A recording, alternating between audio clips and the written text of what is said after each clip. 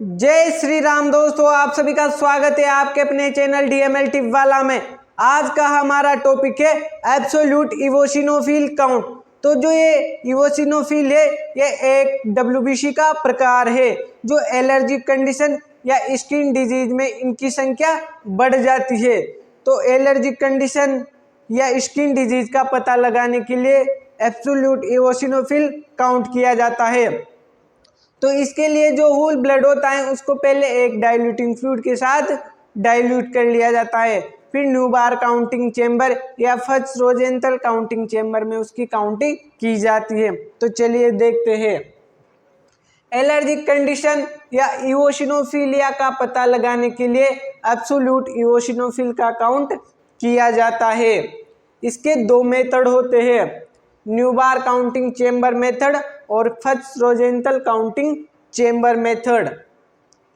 Improve Neubauer counting chamber method principle: blood को एक diluting fluid के साथ 1/10 डाइल्यूशन करके उसकी काउंटिंग चेंबर में इवोसिनोफिल की काउंटिंग करते हैं। यानी कि जो होल ब्लड होता है उसको एक डाइल्यूटिंग फ्लूइड के साथ डाइल्यूट करते हैं, उसको पतला करते हैं और फिर उसका 1/10 डाइल्यूशन करते हैं और जो न्यूबार काउंटिंग चेंबर होता है उसमें उसकी काउंटिंग की जाती है। डाइल्यूटिंग फ्लूइड, इसके लिए डंगस फ्लूइड यूज करते हैं। ये डंगस फ्लूइड दोनों मेथड में यूज किया जाता है। इसका कंपोजिशन इवोसिनोफिल 1% एक्वस सॉल्यूशन, ये 5 ml लेते हैं, एसीटोन 5 ml लेते हैं और 100 ml डिस्टिल वाटर लेते हैं। It removes red cell and other डब्ल्यूबीसीज। तो जो ये डंगस फ्लूइड है ये आरबीसी और इवोसिनोफिल के अलावा जो अदर टाइप्स ऑफ डब्ल्यूबीसी है उनको ये रिमूव कर देता है, उनको लाइज कर देता है। Stains eosinophil with orange red colour, और जो इवोसिनोफिल है उनको ऑरेंज रेड कलर में स्टेन कर देता है। इक्विपमेंट, इसके लिए एक डब्ल्यूबीसी पिपेट की आवश्यकता पड़ती है जिसमें 3 मार्किंग हुई रहती है, 0.5, 1 और 11, और इसमें एक वाइट कलर की बीड होती है जो ब्लड और जो डाइल्यूटिंग फ्लूइड होता है उसको मिक्स करने में हेल्प करती है। माइक्रोस्कोप की आवश्यकता पड़ती है और डाइल्यूटिंग फ्लूइड जो अपन डंगस फ्लूइड यूज करते हैं, और न्यूबार काउंटिंग चेंबर और एक कवर स्लिप की भी हमको आवश्यकता पड़ती है। स्पेसिमेन, ईडीटीए एंटीकोगुलेटेड वीनस ब्लड और blood obtain by skin puncture, यानी कि जो ईडीटीए एंटीकोगुलेटेड वीनस ब्लड होता है जो अपन वेन पंक्चर मेथड से प्राप्त करते हैं या जो स्किन पंक्चर कैपिलरी मेथड से ब्लड प्राप्त करते हैं उसका भी अपन इस मेथड में यूज कर सकते हैं। Procedure: suck anticoagulated blood up to mark 1 in WBC pipette. जो डब्ल्यूबीसी पिपेट है उसमें 1 के मार्क तक जो ब्लड है उसको सक करते हैं, उसको फिल कर लेते हैं। Wipe tip and outside of the pipette, अब जो पिपेट की टिप या उसके जो साइड में ब्लड लगा हुआ है उसको अच्छी तरह से साफ कर लेते हैं। Draw diluting fluid up to mark 11 in WBC pipette to give dilution 1/10।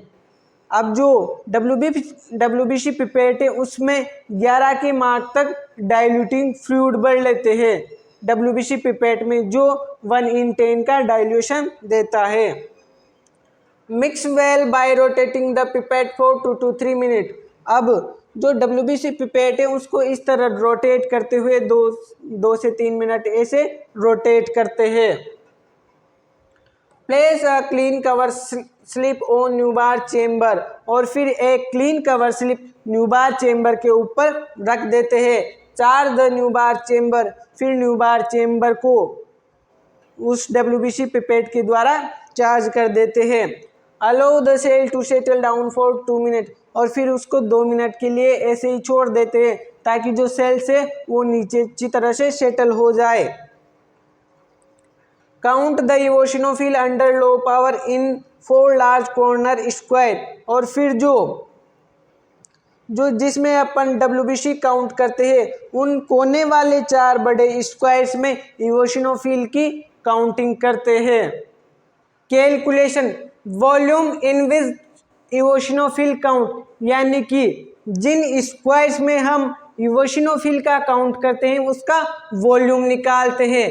तो जिन स्क्वायर्स में WBC का काउंट करते हैं, यानी कि जो कोने वाले 4 बड़े स्क्वायर्स उसमें WBC का काउंट करते हैं, उसी में इवोसिनोफिल का काउंट करते हैं, तो उसका वॉल्यूम निकालते हैं। तो इसकी लंबाई और चौड़ाई 1 mm होती है, जबकि इसकी डेप्थ 0.1 mm होती है, और 4 स्क्वायर्स में WBC काउंट करते हैं। तो इस प्रकार हमारा वॉल्यूम आता है 0.4 mm3। If numbers of eosinophil 0.4 mm3 is equal to n। अब माना कि 0.4 mm3 में गिनी हुई इवोसिनोफिल की संख्या n है, तो number of eosinophil in 1 mm3 is equal to n upon 0.4। तो 1 mm3 में इवोसिनोफिल की संख्या होगी n बटा 0.4, और यहाँ पर डाइल्यूशन है 10, जो डाइल्यूशन फैक्टर है वो है 10। तो number of इवोसिनोफिल्स in per mm3 is equal to n into 10 upon 0.4। तो यहाँ पर जो संख्या आती है वो है n इंटू 25, जो n वो है जो इन स्क्वायर्स में इवोसिनोफिल काउंट करते हैं।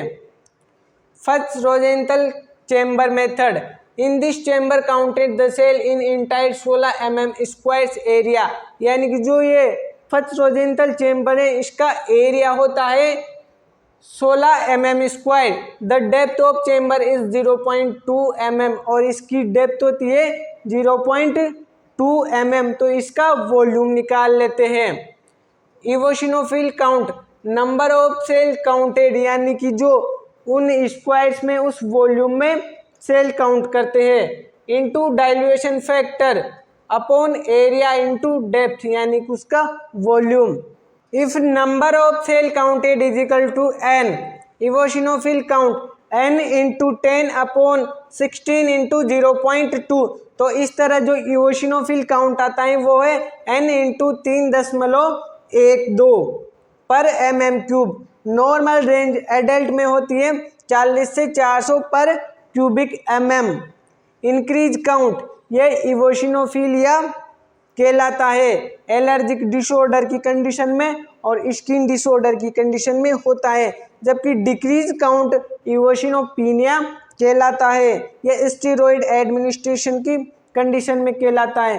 तो दोस्तों ये था आपका एब्सोल्यूट इवोसिनोफिल काउंट वाला टॉपिक। यदि आपको वीडियो अच्छा लगा हो, समझ में आया हो, तो वीडियो को लाइक करें, चैनल को सब्सक्राइब करें और शेयर करना ना भूलें। वीडियो के अंत तक बने रहने के लिए बहुत बहुत धन्यवाद। जय श्री राम, हर हर महादेव।